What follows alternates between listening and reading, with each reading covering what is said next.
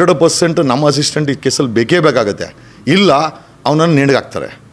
ಇಲ್ಲ ನಿಮ್ಮ ಕಮೆಂಟ್ಗಳನ್ನು ನಾವು ನೋಡ್ತಾ ಹೋದಾಗ ದರ್ಶನ್ ಅಭಿಮಾನಿಗಳು ಹಾಕಿರುವಂಥದ್ದು ಏನಂತಂದರೆ, ಸರ್ ಈ ಕೇಸ್ನ ನೀವೇ ತಗೊಳ್ಳಿ, ನೀವೇ ಹ್ಯಾಂಡ್ ಓವರ್ ಮಾಡಿ, ಈ ಕೇಸ್ನ ನೀವು ತೊಂದರೆ ನಾವು ಗೆದ್ದು ನಮ್ಮ ಬಾಸ್ ಬಂದೇ ಬರ್ತಾರೆ ಅನ್ನುವಂಥ ಭರವಸೆಯಲ್ಲಿದ್ದಾರೆ ಅವರು.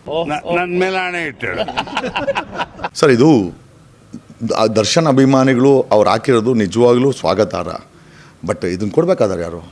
ಯಾರ ಹತ್ರ ಆದ್ರೂ ಇಟ್ಕೋ, ಅವಳ ಹತ್ರ ಇಟ್ಕೋಬೇಡ. Vijayalakshmi. Authenticity lies with Vijayalakshmi ಕೊಡ್ದಿದ್ದು ನಾವು ಬೇಡಕ್ಕಂತೂ ಆಗಲ್ಲ, ನಮಗೂ ಕೂಡ ಸ್ವಾಭಿಮಾನ ಇದೆ.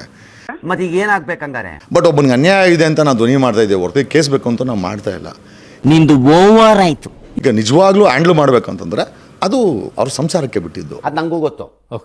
She is a legal authenticity holder ಏನೋ ವಿಜಯಲಕ್ಷ್ಮಿ ಮನ್ಸು ಮಾಡ್ದೆ ಮಾಡ್ಬೋದೇ ಹೊರತು ಆಮೇಲೆ ನನಗೇನು ಅದರ ಅವಶ್ಯಕತೆನೂ ಇಲ್ಲ, ನಾವಿರೋ ಕೇಳು ಇಲ್ಲ. ನನಗೆ ಎಷ್ಟು ಚೀಪ್ ಅನಿಸ್ಬಿಡ್ತು ಅಂದ್ರೆ, ಥೋ ನಿಮ್ಮ ಈ ತರದೆಲ್ಲ ಇದಾರೆ ಜನ.